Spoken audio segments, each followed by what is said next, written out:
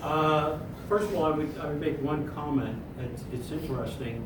Everybody that's up on this board, including the ones going up today, I've actually taken a course with. So I've known them as professors, and I've actually known them as colleagues. The one exception would be Steve Bezier, in the sense that I didn't have him officially for a course. But when I first came to Drexel, the policy I had down at LSU was every year I took a class with some faculty. Law, statistics, stat was my minor, my playground. So I had Steve for that. And everything that you did say is absolutely correct. He was such a practical joker. Nothing's worse to be a faculty member, go and sit in a class and have Steve standing in front giving a lecture. I got more grief sitting there. And the only thing I enjoyed more was when he became the associate dean, I could give him some grief. And knowing I was tenured, he couldn't do a damn thing about it. So, with that, let's see, I'm dealing with one, and first of all, we gotta thank, without any doubt, Lisa, you and your team. I really appreciate the information you provided to me today so that I didn't have to take any time out. Let's see what the team said. Professor Emeritus John Savchuk, in her words, was a valued member of the Drexel faculty for more than 30 years before he retired in 1995. During his tenure at Drexel, John taught and advised students in the area of financial, managerial, audit, and even taxation. He was respected by his students for his knowledge of the field, but more importantly, for his commitment to educating them. Really? Who that? What, are you kidding me? Did you know John? Oh my God. John was probably the toughest instructor I ever had at Drexel. You not only had to be prepared in class, you not only had to read the material, but you darn well better have read the footnotes, because that's what he would ask you questions on. And then when he got done asking you questions, he would humiliate you if you got the right answer. So, and John was, where's that tall guy at? He's as tall, oh, actually, I guess the two of you are fairly close. I don't care about my race either. He was tall. And he would lean over the desk in the classroom. What did you say? With the jaw out. I hope I'm not insulting. Actually, I don't care. Seen it all. And what was John like in class? Well, let's put it this way. Many of you, anybody here go to Matheson or been in school here? Okay, so you're familiar with the old Matheson building? Yes. You guys are too young. You wouldn't be familiar with it. No, of course not. Trust me. John would stand at the door when the bell rang. Yeah, we had a bell back then. The fire alarm rang when classes began. He would lock the door. You ain't in, you ain't getting in. Then he would stand at the back door to make sure nobody snuck out early until the bell rang. And then he would open the door and say, see you tomorrow. You got now 9 minutes to get to the next class. And hope to God you didn't have him. He was interesting. However, if you talk with any alumni who's had him, the very first comment would be, yes, he was tough. Yes, he was fair. And by the way, I owe him for my career because he made me so dedicated to my work, making sure I knew what I was doing, always being one step ahead of others. And that's the reason why so many of our students have always gotten jobs. People like John Savchuk. And I do have to admit, I've had the pleasure of knowing John in many capacities. And without any question, some of the accomplishments he's had, and many of you wouldn't have known John, but give you a list of some of the items. He chaired Faculty Senate for many years.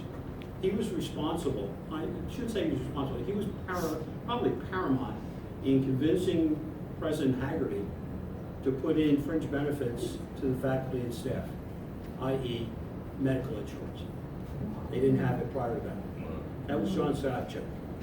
Okay? So, he wasn't afraid to step forward and put things on the line. He served as the assistant department head of accounting for both Casher and Avassan, and then also for me when Cash retired. And it was really comical, true story, when I was appointed department head, John walked in and John very nicely said, I guess you'd like me to step down so you could put your own person in. To which I responded, no, I'd like to have you as my associate. John got all excited. He said, really?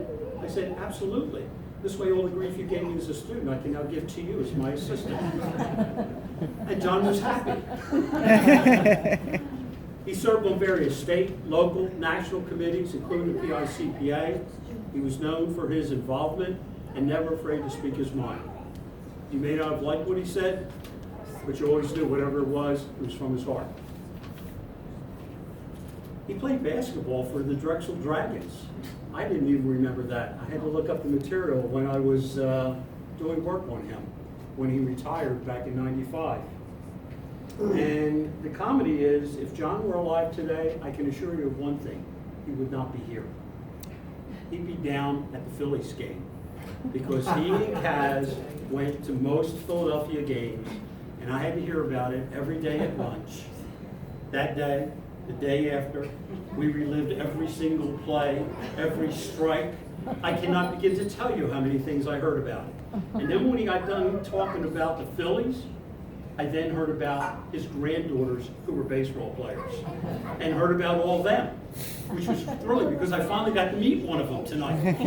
I always wondered what this person was like, and I was really shocked. I figured they were at least 7 foot tall. Sorry. One of his most important roles when John retired was to be the chair of my quote-unquote senior advisory board. Now, there were people on there by the name of Tom Murphy, Joe Ford, John Clark, 2 people who were up on that board, Hank Janicki, and my credit card. As John would say, Tony, you don't need to come to the meeting, just send your credit card. There's no way in hell I would give him my credit card. And there were certain restrictions here. John Clark, we always had to be at a place where we could have martinis. The others, we always had to have a place close to Westchester. It was interesting, there's the entire dialogue, and then be able to sit there for an hour listening to everything I was doing wrong as a department head. I miss those days. Not really, Barb. It's your job. It's my turn to do it. All kidding aside, John was truly one of a kind. He was a great friend. I miss him dearly. I used to turn around and say the thing about John was I loved him, I hated him, and I loved him. And the story went like this. I come in at 6:30 in the morning, and faculty always came in at 9 o'clock. John realized this, started coming in at 7 and bring me a cup of coffee. He didn't want me to be alone, which also meant the reason I hated him, I didn't get my work done. Because now John was there for an hour and a half, talking to me. Yes, oh, he loved to talk. And then I heard about the baseball game again, and then heard about it again. This was John. On the other hand, the good news, and why I loved him, he was behind my back the whole way. When I took over as department head, I had no idea what I was doing. And in fact, one of the agreements when I came to Drexel was nobody would bother me to be an administrator. That is not something I like doing. I like doing what I do, teaching and my research.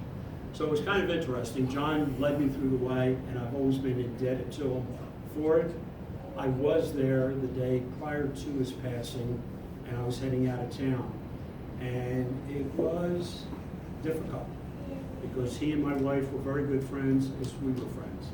So when I look at these people up on the wall, they're very, very special. And you cannot imagine, when you're sitting on this side of the fence, you're seeing them there.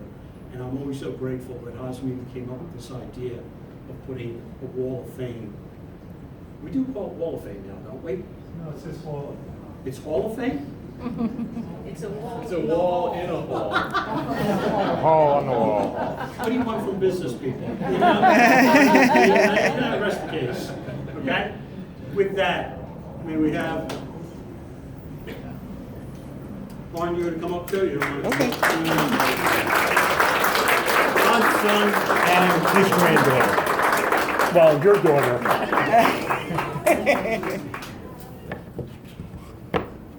Oh, good. I had no idea how it went on.